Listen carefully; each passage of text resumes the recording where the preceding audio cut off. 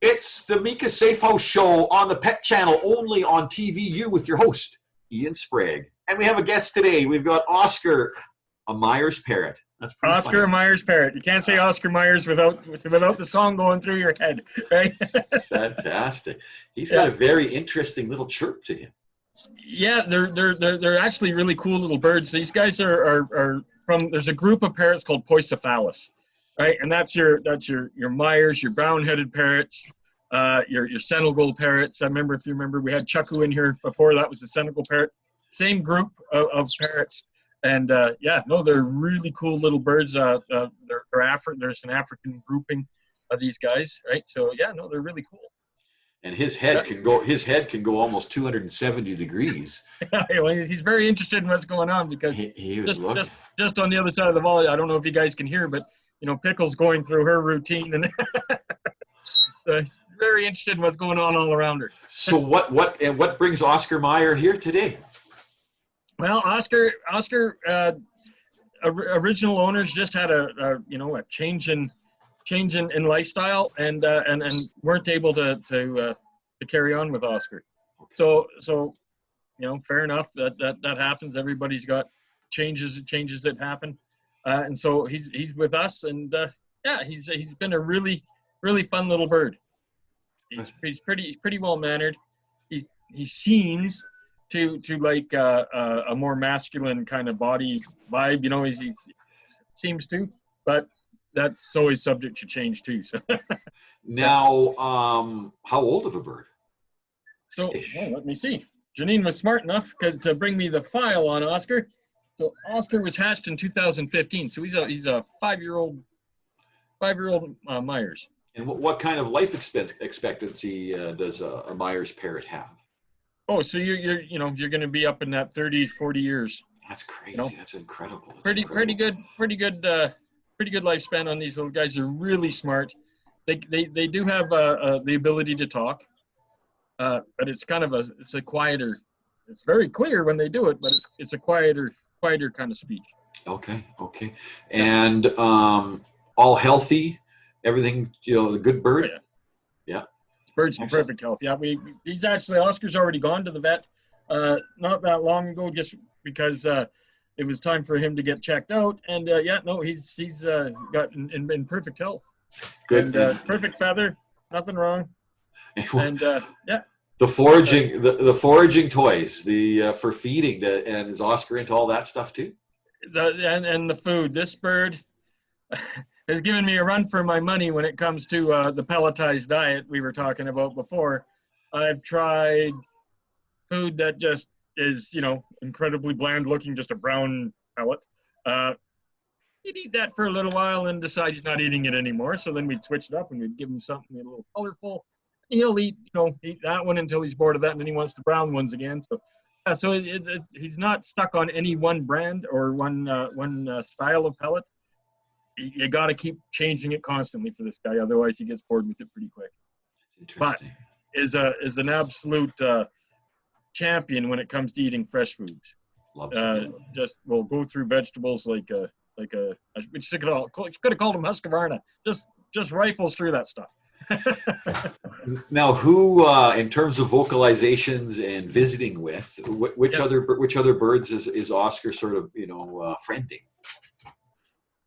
Who does he hang around with? Yeah, like who, because it sounds like they do vocalize with each other, but some are very bold and squawky. And now does he communicate with them? Oscar tends to hang around more with the more I guess the reserved personalities. So you'll see him with Buddy the African Gray, or you'll see him with even when Chucku was here, he would hang out with Chucku pretty good. They get along, and actually it makes sense when you think of it. Those are all African species of parrot. He's very interested. Yeah, he's very interested in the Amazons and stuff. But I think it's just because the Amazons are so boisterous and kind of overbearing that you can't help but pay attention to them. Yeah, but this guy is he's really happy to just sort of hang out and he's very people orientated. He's like a giant budgie. Kinda. He's got that bright green. He's got that chirp. Oh yeah, bright to him. green. You can see the yellow flashes on his shoulders and at the top of his head there. Yeah, yeah. If I don't know if you can see, I can pull that open. Do you see the blue on their back? Yeah. You know, he's not gonna let me do it now. Now I can't see, but he's got like just a bright, shiny, almost metallic-looking blue on their back. So when their wings are covering it, but yeah, they're an amazingly, when you first look at them, you just think it's kind of a brown, drabbish-looking bird. But when you see him open his wings and the colors that are in there, it's quite amazing. What about Taz? You were going to take him to the vet. How's that going? Yeah, so Taz went to the vet. We've got the first preliminary results back on Taz, and Taz is looking to be 100% healthy. We have a couple more tests that we're testing for like more specific sicknesses like coronavirus and that kind of stuff, and we haven't got results back on that yet. Okay. We'll see how it goes. And coronavirus is a whole other conversation for this show. It's really a complex kind of thing, but I'd be more than happy to try and go through it. Okay. But right now, I think my feeling is Taz is going to be clear of everything anyhow. I think Taz is in good shape.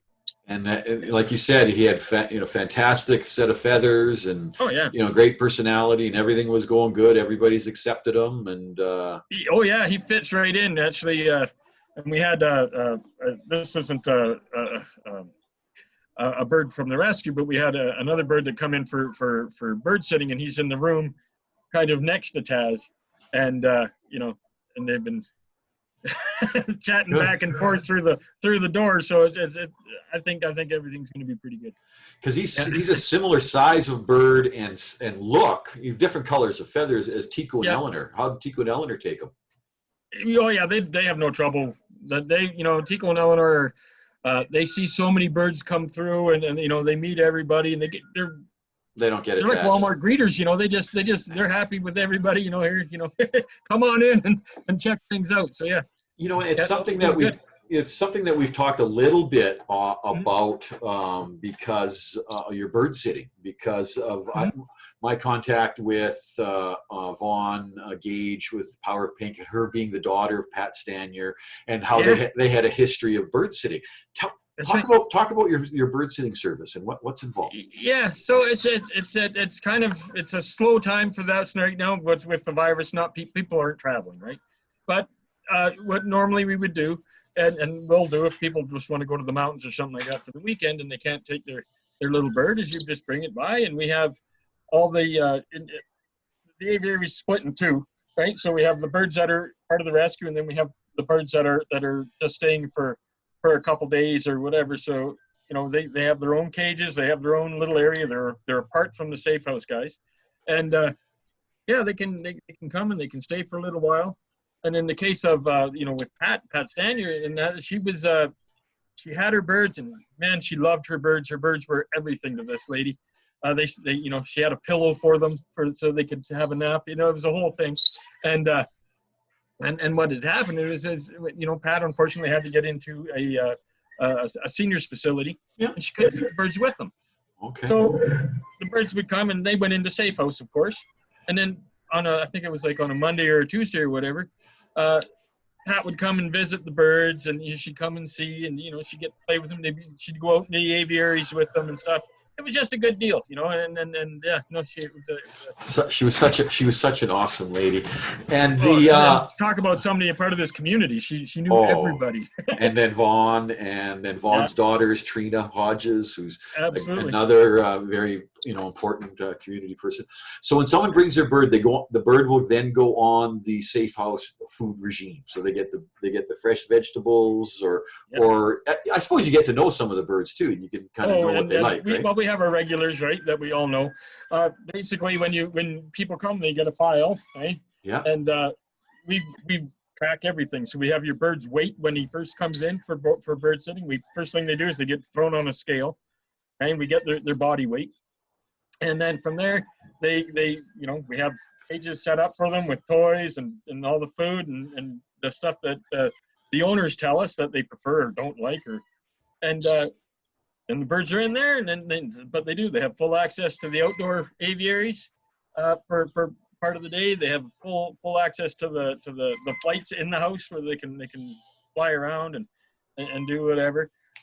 We do try to match them up with birds that we feel they should get along with. This is only done supervised. We can't just throw them in there together and hope something happens. No.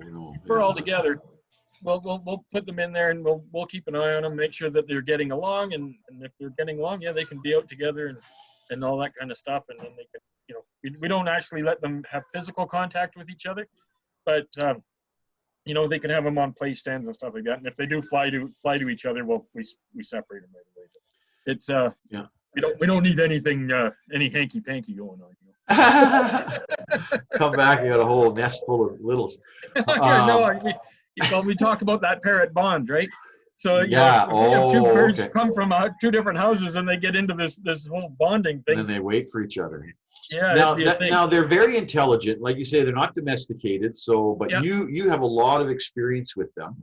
So they're sort of tamed, but they're wild. So now a bird coming in on a regular basis as a bird being sit, like if it's a dog kennel, you can see, they're wagging their tails. They can see what they like. They're happy. Yeah. How a regular returning bird? How can you see that they know where they are and that they recognize it? Absolutely.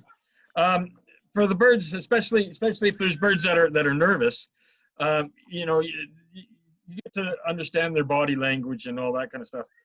For birds that are coming in that know us and they know the routine, they're usually fairly excited to get going. There's lots of vocalizations. There's lots of body language and stuff like that. It is. It's almost like a dog. You can see them. We have a macaw that I'm thinking of right now that comes and he actually jumps in his carrier. He's ready to go.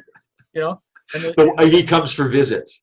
He comes for visits. Oh yeah. And he knows what he's doing. That is so. Oh yeah. And actually, if anybody's ever been in the store when he's here, his name's Iggy, and he follows me around like a dog. I got a little a paper ball that I make up for him, and we play soccer and stuff like that. So Iggy's got run of the. Now, do the birds get excited about seeing each other? They recognize each other? Oh, absolutely. Absolutely. That's so interesting. And there's some birds that and it works both ways. There's some birds that see like again, I'm thinking of Iggy. I don't know if you've met Stratus or not. He's our military macaw. No. He's a very neat bird, but absolutely does not fond of Iggy. He doesn't like Iggy. Iggy's too loud, and just everything's bad with Iggy. Him again. Yeah, exactly, and that's exactly you can see it all over his face. It's just as plain as day. He's like, that's one of those. That might have some interest. Is getting little snippets like live reality from so we've met some very interesting characters. And they enjoy the TV, right? So and the webcam stuff. It's so good. That's so good. Thank you so and they're very interested in this media of Zoom. I think it's really kind of fascinating for me to watch how they are, because they almost all of them want to see behind the screen here. What's there? Yeah. Well, they know that it's and they recognize that you're communicating. That's the intelligence. Yeah. So much more coming for Meika's Safehouse on TVU with your host Ian Sprague. That was so good. Thank you so much. Yeah. Oh, right on, guys, and I appreciate having us. Okay. There's Oscar again. Okay. Okay, guys. Excellent.